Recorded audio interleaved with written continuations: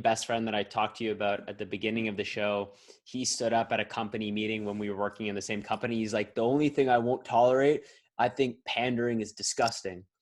And so there's one thing that you don't do is you don't pander to anybody. And I really admire that about you. One of the big challenges that come up in this space is when people get categorized or labeled or diagnosed with something. A lot of people tend to begin to identify with that label. And it's something that just blew my mind when you pointed it out, because I know a lot of people in the mental health space where their name on social media is their diagnosis, whatever the doctor told them. What I wanted to explore with you is how whatever they're being diagnosed with is like it's an expression, as you say, it's a symptom. That it's like a communication between the body that's trying to tell you something about the way you're living, something. You need to look at it, what isn't working. And so I wanted to go there. And can you talk to me a little bit about how the symptoms that we're experiencing is actually an expression, whether it's physical or it's mental, because you mentioned that with your brother. And I'd love for you to explore that a little deeper. So we're supposed to feel, we're feel beings. Like, that's number one. All these things that are called symptoms, like an itchy skin, acid stomach, I've talked about it, fever, swelling, indigestion, bloating, gas, diarrhea, cataracts, tumors, swollen ankle, torn muscle, like I mean, anything that they've called a disease or a sickness or an illness or something, that's there to let us know something. Even if it's just something as simple as, okay, a swollen ankle, swelling, that's pretty inconvenient. Wait, the swelling is a cast. The body casts itself on purpose. That's brilliant. The swelling pushes open skin layers to open these openings to let like building material come through and garbage to come out. It's so freaking brilliant, like that right there. But now everybody else is going to go, oh, swollen ankle, we got to reduce the swelling. You got pain in that ankle. So it's telling you there's damage to the cells of the ankle. You did something to that ankle. There's healing response going on. You need to pay attention to this and think of this, feel this, because the level of pain or the level of symptom is proportionate to the level of healing. So some people are like, man, the pain is so great. I'm like, I know, but the healing is so great. That's what the pain is triggering. And pain is a perception anyway, but it's your interpretation of that stimulus. So that's going on there. And there's a limp off that side. Your body's trying to save you to get you away from the lion or the dinosaur to get you to the cave. Now, the way I'll keep musculoskeletal for me, the way that the powers that be go, something's wrong with your ankle, you're flawed, your body isn't equipped, we need to reduce the swelling, the pain you're feeling, we need to reduce it, the inflammation, we got to reduce that. Now we might have to pull some fluid out with a needle. We're going to give you a boot and we're going to protect it and wrap it up. We're going to have you ice it so you don't feel it, and so that you slow the blood flow to that area, because blood, that's a bad thing. And it's all these things, drugs and all this stuff. And it's like, wait, but you never were allowed to feel that scenario. And the feeling is this. Now, what the brain just did, it got you attention to knowing that you weren't prepared for your environment, prepared to be able to handle curbs, or getting up off the toilet, or picking up a grocery bag. It's like these basic things that the body is just saying, you are not ready for this. So now we go ahead and we look at this swollen ankle, because there's a feel to it, there's a temperature to it, there's a sensation with it, there's a swell, there's like a vibration to it, and there's a visual to it, and then all the other senses. And you're supposed to look at it and feel it and acknowledge it and thank it and get in tune with what's going on. And then you know this because we've talked about this. You start moving it and you start connecting your mind to that tissue, to that area.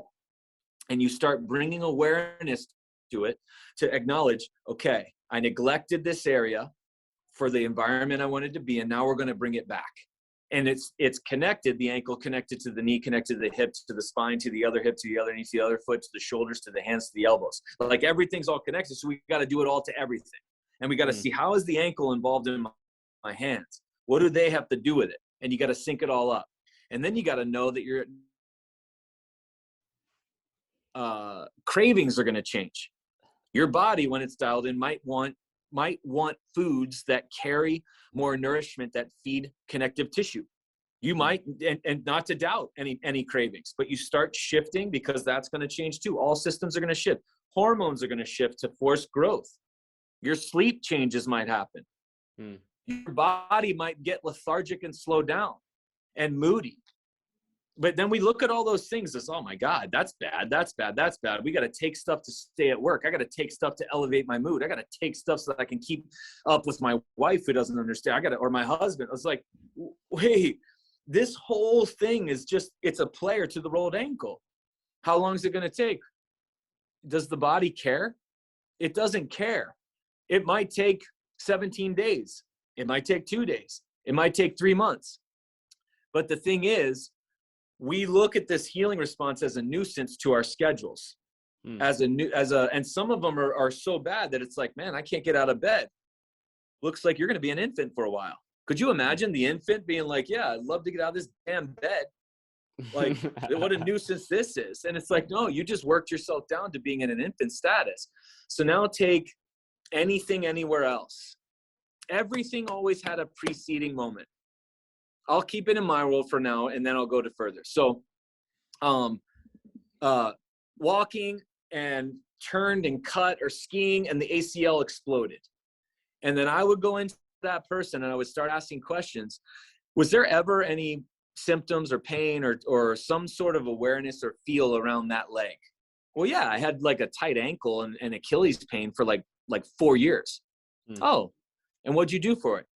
Oh, I took drugs, I iced it, I stretched it, I did all these things. Okay, you passively, okay. So the body was trying to warn you at that point. And then all of a sudden you kept it in the... I've tried to get your attention with this pain in your Achilles. I've tried to let you know. I've even tried to let you know in dreams, because I guarantee you dreamt about a healing response to that leg, or a story about that leg. I guarantee you, because that always happens. The body will get to you, will tell you, it'll give you instructions, but we neglected it. We have a torn ACL. So let's take it a step further. Somebody presents with a growth in their stomach, and it's like, oh, genetics, oh, unlucky, oh, and it's like, wait a second. You take that person's case, you talk to them, and it's like, well, I had acid reflux for like 13 years, and I was on Tums per the doctor's orders, or I was on, I had diarrhea for however long, and it's like, what the hell? So the body, through these uncomfortable means, was trying to let this person know it needed to pay attention to it. It needed to assess. Just like that ankle, I didn't leave out nutrition. I didn't leave out belief. I didn't leave out purpose. I didn't leave out the people you surround yourself with. I didn't leave out sleep, natural light, nourishment. We already said in movement. I didn't leave any of that out. So if it's a stomach thing, you don't leave any of that out either. And now let's go to mental health, right? There's not a day that goes by that I'm not angry, depressed, sad, lost. Not one day. I feel that at least once a day. Sometimes strong, sometimes not. But then on the flip side, I feel love. I feel excitement. I feel jubilation. I feel horny. I feel like all these things throughout the day, right? That's the spectrum that we're supposed to. So again, wow, I just got down. What was I thinking about?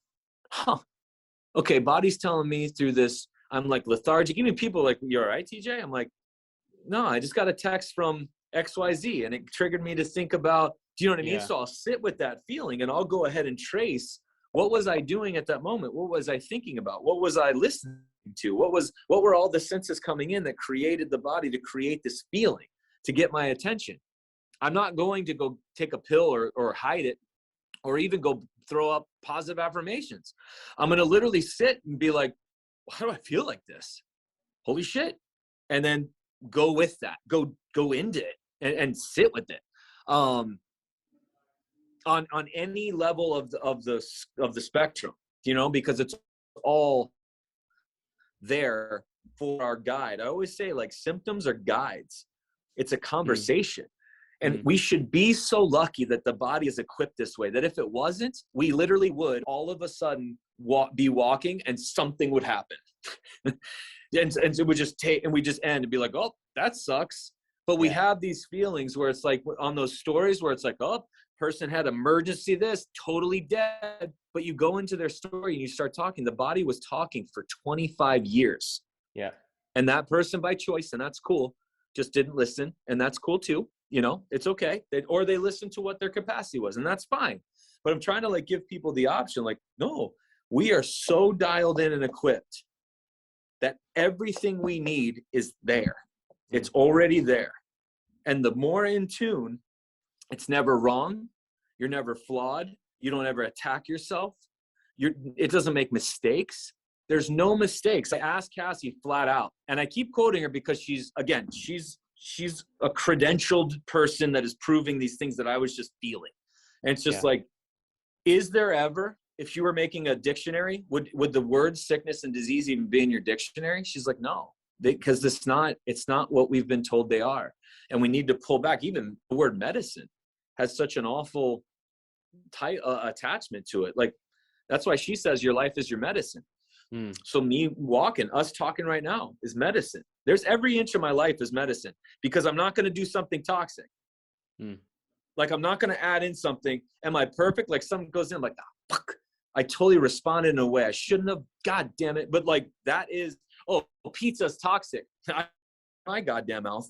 I'll tell people, like, that's it. Like, everything is medicine because of the way I've structured myself to live. You're going to live forever. That's not the point. That's not what we're talking about. It's living high.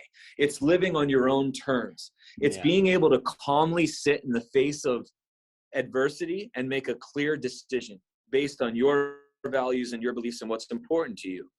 And that's where I think, considering the climate going on now, there's a lot of us that have made these years, this last year and a half, our best ever.